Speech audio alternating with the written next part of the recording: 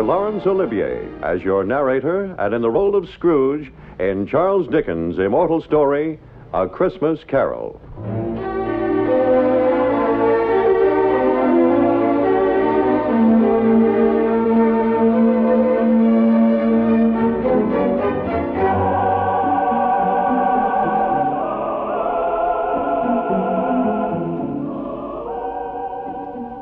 This is Laurence Olivier. Over 100 years ago, in December 1843, Charles Dickens wrote this story. Since then, each year, countless millions have listened to or read what has become the world's most famous Christmas tale. The London from which I speak to you today differs in many ways, but in many other ways is much the same as the town Charles Dickens wrote about and loved so well. It still has its rain and fog, its sudden, sharp spells of bright, frosty weather, its warm, lovable people, and above all, its spirit. That spirit immortalized forever as a Dickens Christmas. Listen then, in a moment, to his tale, A Christmas Carol.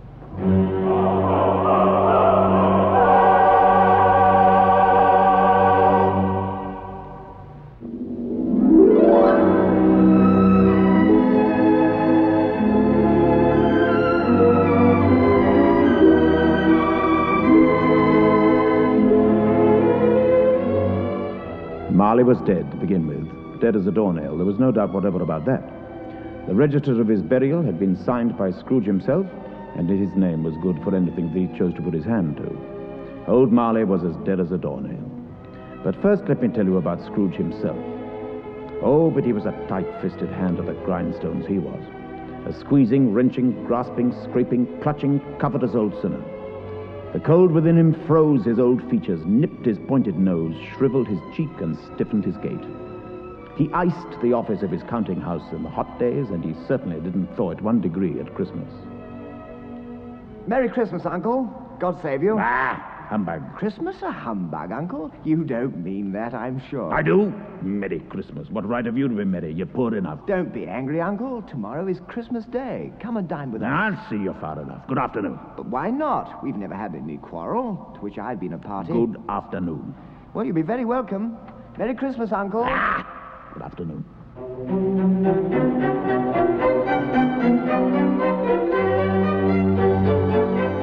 At least Scrooge's nephew found his Christmas greetings cordially returned by Scrooge's clerk, Bob Cratchit, even though he was freezing to death in his unheated corner of the office and earned only 15 shillings a week. In showing the young man out, however, Bob Cratchit let 2 other people in. They were portly gentlemen and greeted Scrooge in a friendly way. This festive season of the year, Mr. Scrooge, we like to make some provision for the poor and destitute. Many thousands are in want of common necessaries. Are there no prisons? Oh, plenty of prisons. And the union workhouses, are they still in operation? Oh, yes, indeed. But many can't go there, and many would rather die. If they'd rather die, then they'd better do it and decrease the surplus population. Oh. Good afternoon. Oh.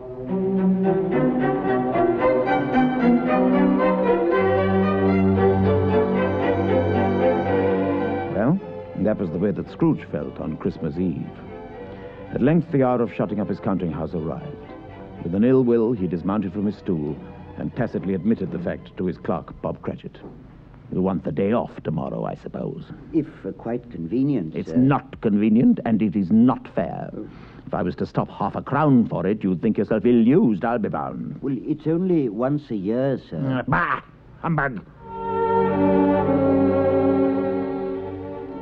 Scrooge went off to his melancholy dinner in his usual melancholy tavern, and having read all the newspapers, went home to his bed. His house was old and dreary, and nobody lived in it but Scrooge, the other rooms being all let out as offices. As he opened the door, he suddenly started, for the door knocker seemed to leer at him through the fog, and the face of the knocker had changed to the face of his one-time partner, Jacob Marley. And Jacob Marley had been dead as a doornail for 7 years. Scrooge hurried up to his room and locked the door behind him. Gracious me, what's that? All the bells ringing at this time of night?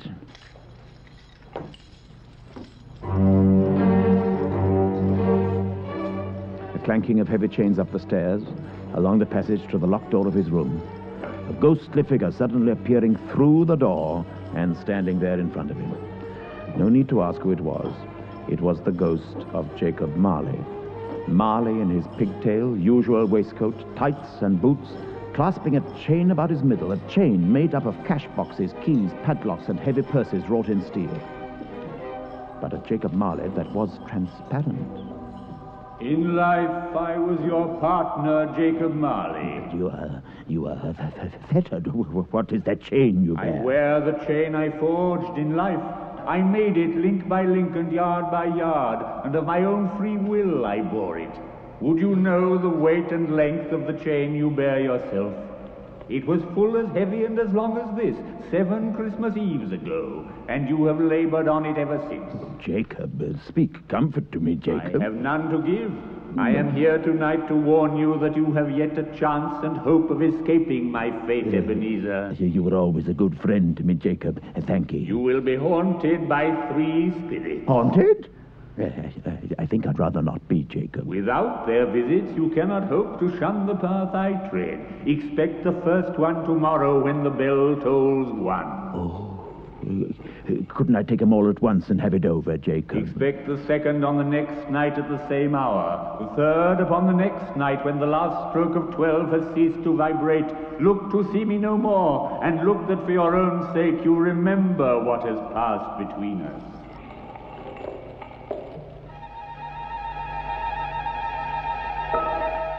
The spectre vanished. In fear and trembling, Scrooge undressed and went to bed. By the time he had fallen asleep, it was past 2 o'clock in the morning. When he woke, it was still pitch dark, but he heard the clock of a neighboring church distinctly striking 12. 12? Midnight? Good heavens above, he'd slept the clock round almost twice. It was tomorrow night already, and when the clock chimed the next hour, the first of the 3 spirits would appear. Scrooge lay there in his bed in the dark and waited, considering that he could no more go to sleep than go to heaven. Suddenly, the curtains of his bed were drawn aside, and Scrooge, starting up in his bed, found himself face to face with the unearthly visitor who drew them back.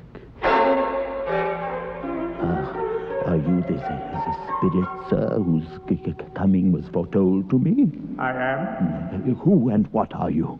I am the ghost of Christmas past. Rise and come with me. It was a strange figure that led him out into the night, clad in his slippers, dressing gown, and nightcap. A figure like a child, yet not so like a child as like an old man shrunk to the size of a child.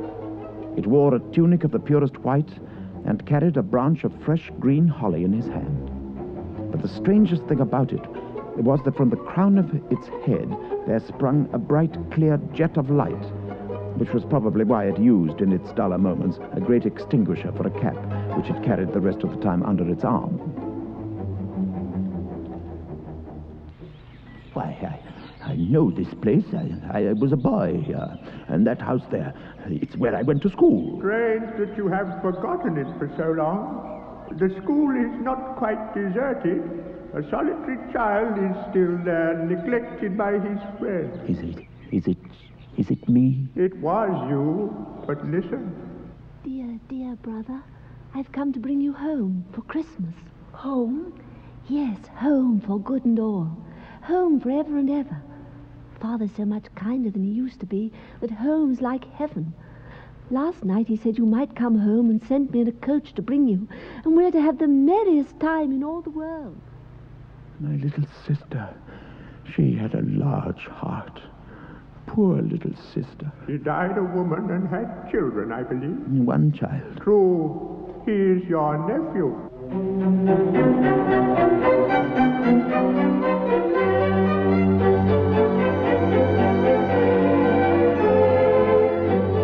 Once more, the spirit led him away, back through the night into the city they had left. It was plain enough by the brightly lit shop windows that it was Christmas time again. They stopped before a warehouse door. Why, that's old Fezziwig's place, where I was apprenticed. And dear old Fezziwig, bless his heart, alive again. Yo-ho there, Ebenezer. Dick, no more work tonight. It's Christmas Eve, young Ebenezer. Let's have the shutters up before a man can say Jack Robinson. Hilly-ho, clear away, my lads. Hilly-ho, Dick. Cheer up, Ebenezer. All was done in a moment. Everything moved out of the way, the floor swept and watered, the lamps trimmed, fuel heaped on the fire, and the warehouse turned into as snug and warm a ballroom as you could desire to see on a winter's night.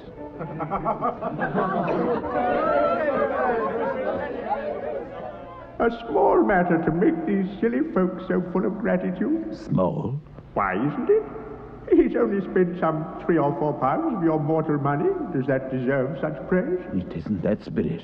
He had the power to make us happy or unhappy, to make our service a pleasure or a toil. Oh, dear. What's the matter? Nothing particular. I should just like to be able to say a word or two to my clerk just now, Bob Cratchit. There is. Remove me from this place. These are the shadows of things that have been. If they are what they are, don't blame me. Remove me. I cannot bear it. Take me back. Haunt me no longer.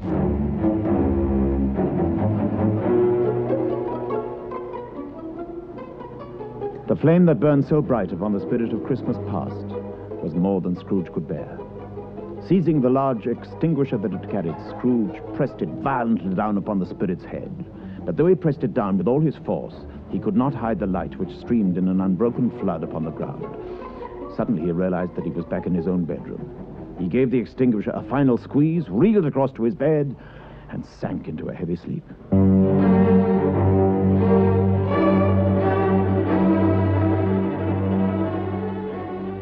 Waking in the middle of a prodigiously tough snore and sitting up in bed to get his thoughts together, Scrooge did not need to be told that the bell was again upon the stroke of 1. He felt that he was restored to consciousness in the nick of time for the special purpose of holding a conference with the second messenger dispatched to him through Jacob Marley's intervention. But this time he did not wait for the spectre to do it. He drew back the curtains of his bed himself. Being prepared for almost anything, Scrooge was by no means prepared for nothing. He lay there trembling in the dark until he noticed the light which shone beneath the door of his sitting room. He got up softly and shuffled in his slippers towards the chink. Come in, my good fellow. I am the ghost of Christmas present. Look upon me. Scrooge reverently did so.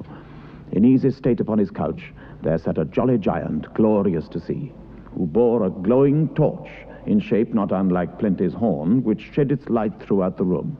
But what a room it had become! The walls hung with mistletoe and holly, a mighty blaze roaring up the chimney, and the floor heaped up with turkeys, geese, great joints of meat, mince pies, plum puddings, barrels of oysters, and seething bowls of punch. Spirit, conduct me where you will. I went forth last night on compulsion, and I learnt a lesson which is working now. Tonight, if you have aught to teach me, let me profit by it. Then touch my robe.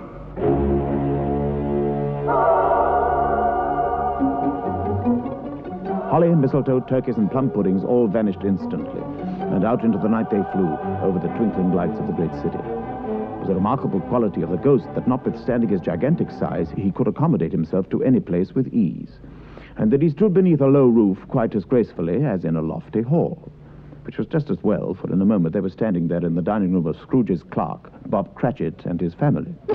Merry Christmas, all! Merry Christmas, Merry Christmas! Now then, Belinda, take Tiny Tim and Martha and show them what they're going to eat for dinner. If that doesn't make their mouths water, nothing will.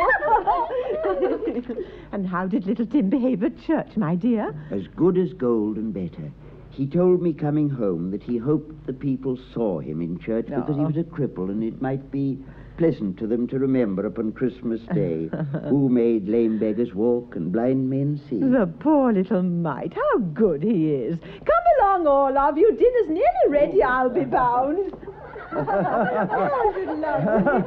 A Merry Christmas to us all, my dears. God bless us. God bless us, everyone.